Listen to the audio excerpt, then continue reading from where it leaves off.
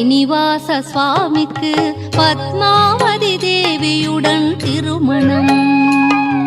ஸ்ரீனிவாச சுவாமிக்கு பத்மாவதி தேவியுடன் திருமணம். இனியொரு காட்சி இது போல் கிடைக்குமா? இனியொரு காட்சி இது போல் கிடைக்குமா? இகபர